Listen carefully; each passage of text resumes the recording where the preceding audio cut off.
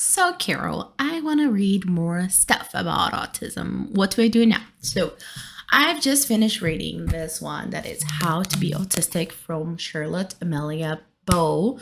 You're able to find them on YouTube. You're able to find their video there about it. She was the Spectrum Art Award winner.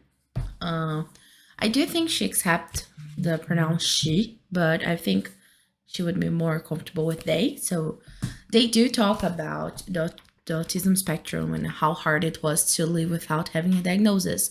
So I thought it was a very interesting experience. I read it in Portuguese, so I'm not sure like how much difference there is, but there's some really interesting stuff that I really liked about this book. I received it today and I read it today. So it talks about executive dysfunction and when you know like a task must be done, but you know it's clear that it's not the time to do it. Have you ever been through that? I must certainly have. And it's very frustrating because that happened to me like, oh, this stuff is here and should be done, but it shouldn't be done now. And when should it be done? There will be a moment that should be done. It will be done, or at least that it should be done, and it's not the moment.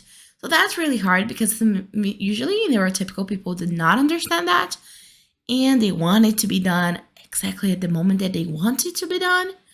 And it's really tough because like if you live with other people, that can be a little challenging. So I try to maintain the stuff that needs to be done that I don't want to do at the moment in my rooms, for example, either in my office or in my bedroom, because then I can like avoid the problem of people being like, oh, this should have been done and it wasn't. But the other day there has a problem. I had a problem. My boyfriend said, and he was like, oh, there's a chocolate paper in the floor. And I was like, yeah, I saw it. But I didn't feel it was the moment to pick it up. But then like when he was not looking, I picked it up and threw it on the trash. And he was like, oh, you ate a lot of chocolate. There is a chocolate on the trash. And it was the same chocolate. But anyway, that was interesting about the book. Now here there is also some quotes about it. I really liked the part about the daily struggle, and not wanting people to ask them to apologize, just empathetically apologize. I've been through that. Like when I was a child, I was forced to apologize for something I hadn't done. And that has traumatized me to this day. So yeah, just don't force people to apologize for things they haven't done. I mean, seriously, just don't. I really felt like her struggle about like not being allowed to go home. And it's complicated because I do not have a lot of stories about that. But I do remember when I was a very young child, like 4 years old. I don't remember exactly, but my mom told me the story. Is that what happened? I was in a school called John and Mary, and I was not allowed to go home. And I had a problem. And they said they had called my mom, but they didn't. And I sat in front of the school, like, of course, there were gates, but I was sitting in front of there waiting for hours and hours. And my mom never came because my mom was never they never let my mom know that I was there waiting for her. So I never came back to that school, luckily. But I do have some trauma like that. So it is very complicated. And like after you lose our trust, it's very hard to regain it. I did separate some other quotes to talk, not necessarily was to talk here about it, but now I can use it. Okay, that part is very tough because this talks about dying and like depression. That's really tough because the book covers this part at a point that talks about how depression is not sadness, although sometimes it is, but it's like that moment that you like don't feel like living or dying, and like sometimes you feel like you should because it would be better for people. And that's really tough because I struggled with that for like over a decade. I've had depression since I was a very young child, like a very young teenager for sure.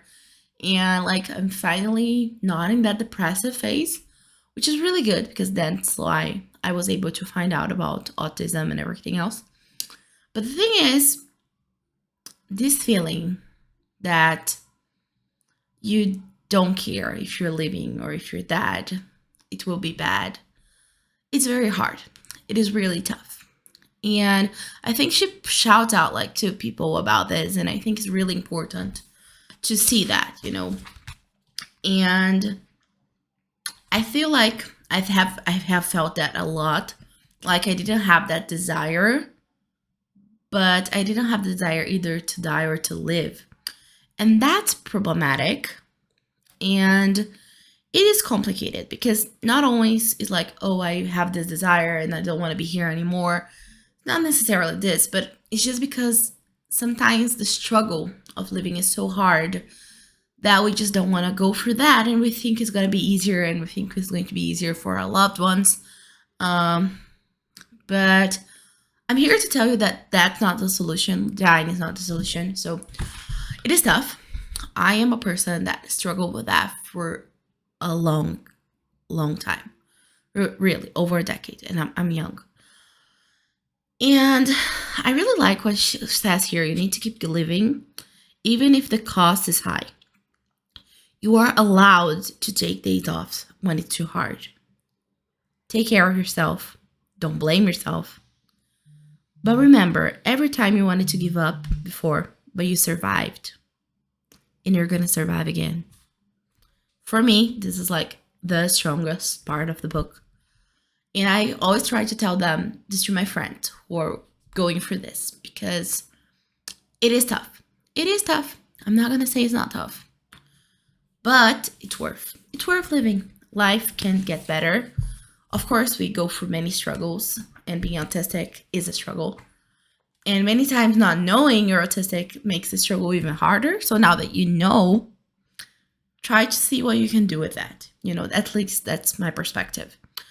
I really liked about her talking about how her diagnosis stressed her, because like I have seen friends of mine saying that like now that I know it's always there, like I feel like I'm broken.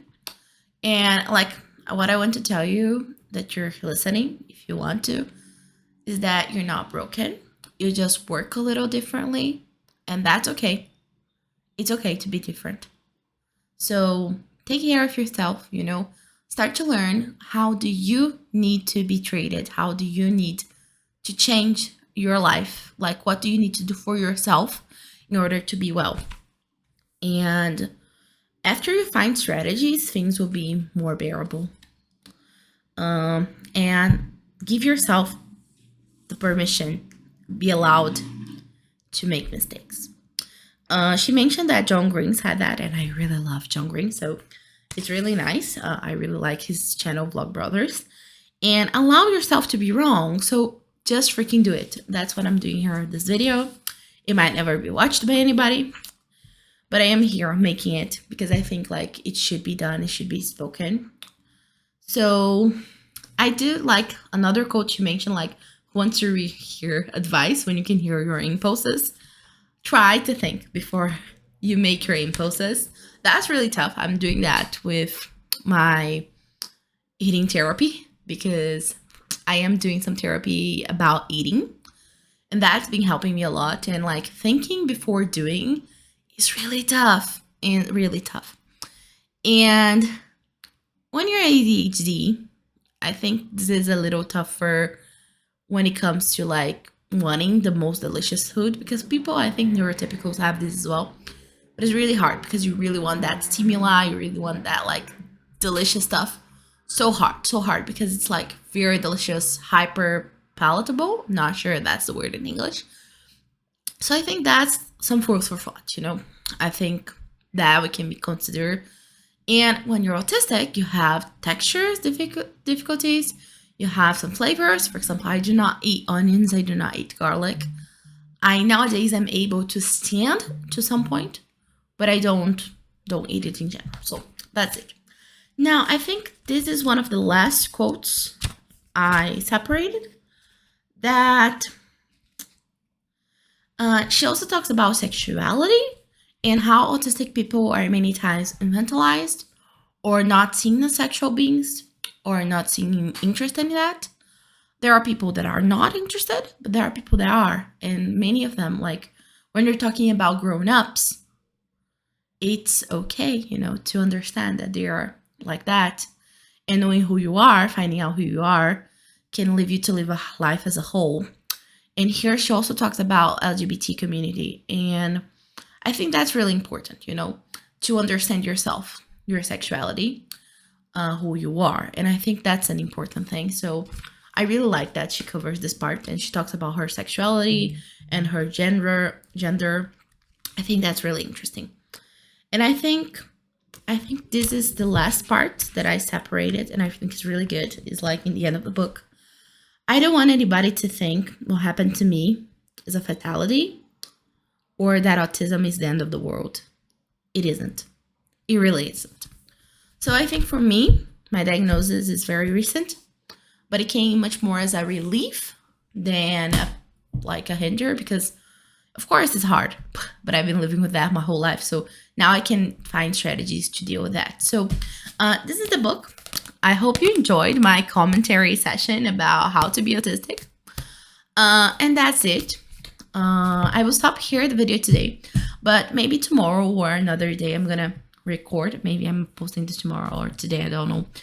I will record a video about it, about the other books. I really want to talk about another book that I read that is a comic strip. Really good. But that's it, guys. Thank you so much for listening to me.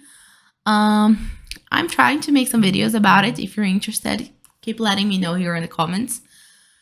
I think I got a little lost when I was recording, but I hope it was useful to someone.